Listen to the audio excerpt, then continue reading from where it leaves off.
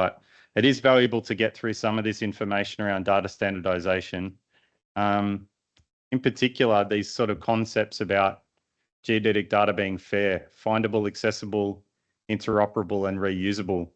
And the main reason for that is because, as many of you would know, being in Geodesy, all your information nowadays is being used by such a growing set of people. You've got a growing user base that require location-based information, but they don't understand anything related to geodesy. So you've almost got to do their job and make their job easier by getting the information into standards, into the Geodetic register or EPSG register, so that then the software can just do the work for them. So there are some steps in there, whether you like it or not, that you're going to have to go through to get your information recorded in registers so that your users can then pick up that data and access that accuracy and that reliability that you've been providing. Who feels like this after a lovely lunch? Yeah, it's a great time to be talking about standards. Let's have a look at this one. This one's a bit more interesting. You can see there who are the users of GNSS data. This is like where all GNSS chipset sales are going. You can see the big fraction of the pie down there on the left is related to location-based services. That's where a lot of GNSS chipset sales are going. And you compare that with what would be of the traditional sort of user base for positioning information, that surveying sector, it makes up less than 5% now. So between the location-based services and intelligent transport sectors, they make up the vast majority of where these users are of positioning information. And I bet on a day-to-day level, you're not dealing with people walking around using mobile phones or intelligent transport systems. So you've got to make sure that the standards that they're referring to are actually accurate and reliable.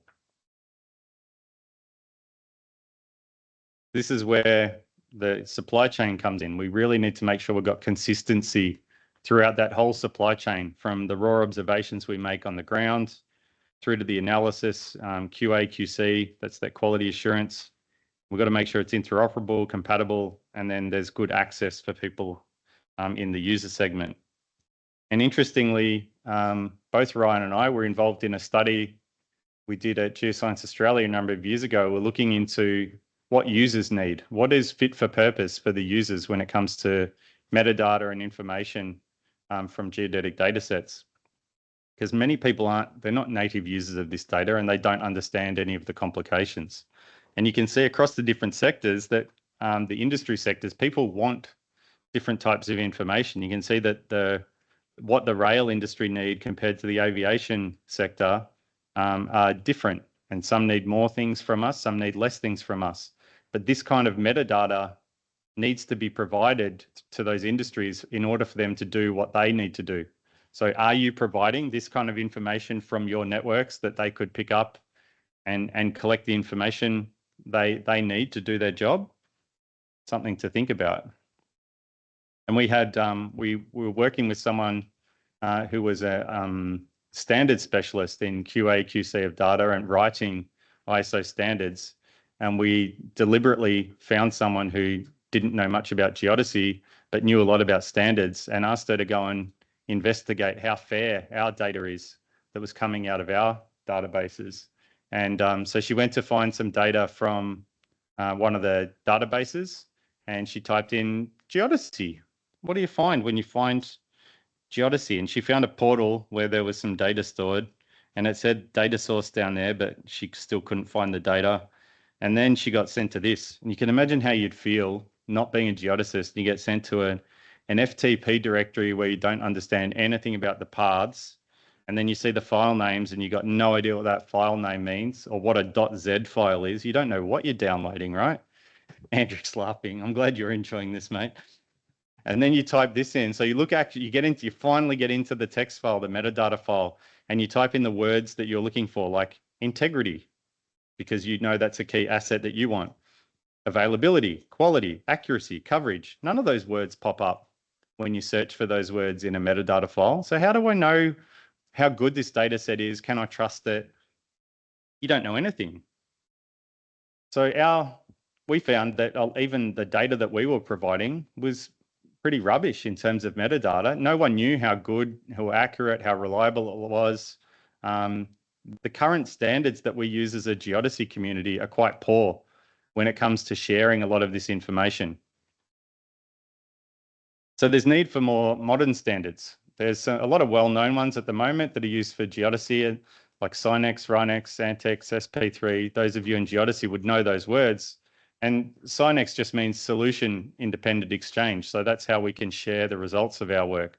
RINEX is receiver independent exchange. So that's how you share your GNSS data files. But not everyone knows what these things are. And if you look at those files, they're full of things like variance, covariance values. They're pretty useless for the vast majority of people. And users really need to be able to query that metadata and understand if they can trust it. So we started a push a number of years ago to think about how do we modernize these standards to encode and exchange geodetic data and make it more useful for people. And the example that I like to use is you're in this scenario where you've got all these different IGS data centers. So that's the International GNSS Service. Let's say we're just talking about GNSS data. Wouldn't it be great if you had global data centers that were mirroring or synchronizing their data sets across themselves and sharing that kind of metadata? That's the kind of ideal model that we're looking for. And then you'd have your users who would be getting products and services out of all the different ILRS, like laser ranging, VLBI, DORIS, IGNSS, to provide the metadata that all those industry sectors need. That's really an ideal way of looking at it. And so one of the things that we took on, this was an intergovernmental committee set up within Australia and New Zealand, was the development of something called Geodesy ML. And that's a solution for providing this kind of efficient positioning and metadata delivery in a more modern type of standard. And it's not developing it all from scratch. We're building on some existing ISO standards. So the geography markup language, which is called GML, that's existed for quite a while. And we were looking to extend that or add extra metadata fields into that where GML currently didn't provide the information.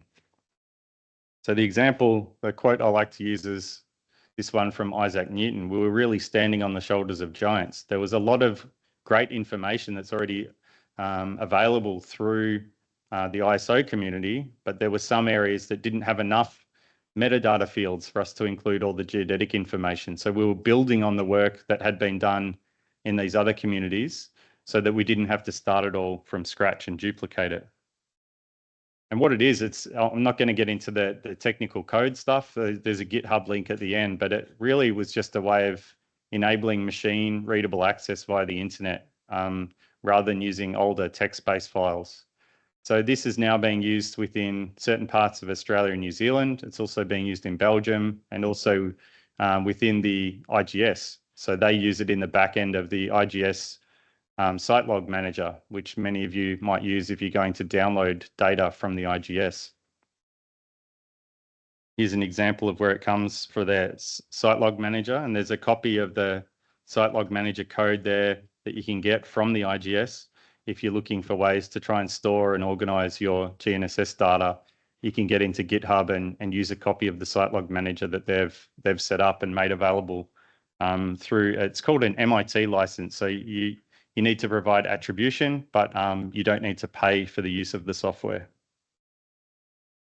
So if we look into more of the ISO community, I covered some of this before in the discussion where Avid asked the question around what's the difference between that geodetic register and EPSG. So I won't go through this in too much detail, but just to let you know, there is a technical committee. There's an ISO technical committee 211 that's involved in geographic information and geomatics, and they deal with all the data standards relating to geospatial.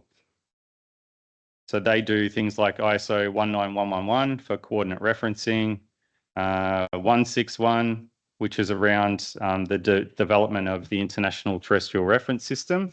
So this is a good link if you're looking to explain to your your government or your minister or your boss about why you want to move to a modern geospatial reference system, you can say this is the ISO standard. The ISO standard is not WGS84. The ISO standard is that you adopt the International Terrestrial Reference System, which means a version of ITRF is what you want to adopt as your national datum. So that's a really powerful link because it's been agreed to internationally. I mentioned the Geodetic Register. As shown in red there, that's the authoritative source. So the advice for you is that if you're starting to look at the preparation of your Geodesy fact book and you find information about your datum and if you didn't put that information into the ISO Geodetic Register, that would be my first point of call. To try and get in touch with, you can get in touch with me. I'm happy to connect you with the TC211 team who deal with the ISO Geodetic Register and help you get your authoritative datum information, transformation parameters recorded into the ISO Geodetic Register. And so here's just a couple of links. You can see on the right-hand side, the information that's stored in there are things like the coordinate reference system, the transformation. You can include projected and vertical coordinate reference systems as well. It's really set up for you to just store that authoritative information. So this would be a good time to do it because you're going through and doing all your research, you're documenting it in your fact book. I would then recommend you get it listed in here as well as that authoritative source. We touched on the EPSG one. This has been around for a lot longer. Again, I have a lot of time for Roger Lott, who is the person primarily responsible for putting this together. It has been fit for purpose for a very long time, and there's a lot of really good information in there. And Roger and the group are very thorough at ensuring that they do the best job they can to keep that as up to date and as authoritative as they can, but it didn't come from the governments in all cases. So that's why we're now in this position where we're trying to standardize the information that's available across both. The important thing here, though, is that EPSG that's the registry that's often used for big GIS software packages. So if you may also want to investigate what's currently in EPSG, as I talked about with Fiji. If some of the information in there is wrong, you need to report it as being incorrect because people will therefore be using it incorrectly. There's also OGC, that's the Open Geospatial Consortium. This really came out of the software sector. So they were doing a lot of more software development and it came out of the IT world in terms of the work that they're doing. A lot of the good thing is compared to ISO is that you probably find with ISO standards, sometimes they can cost a fair bit of money. Whereas with the OGC ones, they're often available for free. And increasingly what's been happening is that any of the really valuable work that's being done in the geospatial space, they're working on standards together. So there'll be a standard that comes out and you might find that it's in ISO and it's also in OGC, but you can get it free through OGC because they built that standard together. They have around over 500 members. The members have traditionally been like vendors, government agencies, universities, and such. But recently, the CEO I saw just on LinkedIn a few days ago has announced that they are now opening up for individual memberships as well for OGC. So it's probably more for people who are involved in standards development and consultants and things like that. But they are changing their business model and they've recognized that they need to modernize in the way that they're doing things, which is encouraging. So that's another way to look at standards and maybe find some cheaper or free as well. There's a few other initiatives that are out there, like the European Inspire program, which is infrastructure for spatial information in Europe. There's a lot of work being done in Europe to make sure that data is open and available. I know that's a common thing in many countries, particularly in the Asia Pacific region, that data is seen as a public infrastructure and it's given away for a lot of it. And that's quite big in the European region as well. It's not the case in all regions though, as we found when we were in Africa recently, that they have a lot of issues relating to data sharing and data access. So if you're looking for sort of policies around data sharing and data access, the Inspire directive is a good one to look at. They are looking across a whole range of different areas. So, there's a few listed here, like addressing cadastral parcels and hydrography transport networks. So if you're looking for sort of general advice and information around metadata and standards that you can use for storing your data or making it more interoperable, it would be worth checking out some of the work that's been done within Inspire, because they may have already done exactly what you're looking for. I mentioned that FAIR principles. I won't go through those in any detail now. I'm conscious of time. And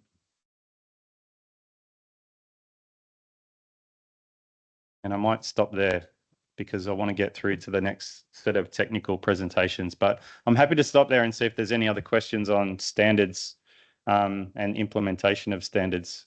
Also, I might quickly, without warning, maybe Richard, I'd be really interested if you could give people a couple of minutes around the grids work. I haven't got any slides on that in here. I'd be interested if you could give people an update on some of the great work that you've been doing around grid formats and files. That would be really helpful. Thank you.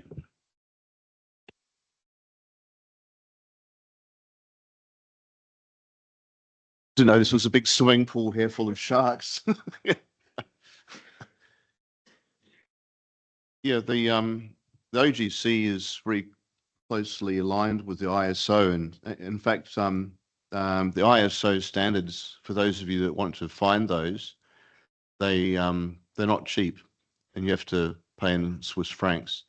But the OGC, you probably find that the standards are almost clones of the ISO standards. So if you're looking for anything to do with Geodesy, the OGC standards are freely accessible, and they're very, very almost identical to the ISO. So the work we've been doing with the OGC, I was chairing a IAG working group on deformation models, and we decided that the best thing to do to get this out was to work with the OGC and getting the formats and the structure of the models to a good standard. So we're working with the OGC. In fact, it was a good project during the COVID pandemic because it's ideally suited to online meetings. So a group of us met quite a few times, and we came up with a two parts: the deformation model format, what was to be included in the deformation model, and also a grid representation of it, a grid format that was openly accessible, open source. So there's two parts to it. There's the deformation model format. So if you go onto the OGC website and do a search for deformation model, you'll probably find some link to that standard that was formalized last year. And if you look at grid formats, there's what's called the GGXF format, which is the Geodetic grid exchange format, which is scalable for any types of geodetic data, whether it's geoid models, gridded data, gridded transformations, whether it's a static transformation between two grids. So it's not a parametric transformation. We're looking at a grid-based transformation. So if you're familiar with like NTV2, it's a bit like that. But also deformation models. So that's co-seismic displacement, but also velocity grids for doing transformations in tectonic areas. So we came up with two branches, and we've both arrived at standards, I think, for that. And they're starting to be implemented now. The US has moved to using GGXF for their new geodetic datum, the new NAD. So and also the Europeans with their new European velocity model have used the GGXF format, but not explicitly so. And the GGXF format runs on a NetCDF sort of backbone, so it's an already established grid structure, NetCDF.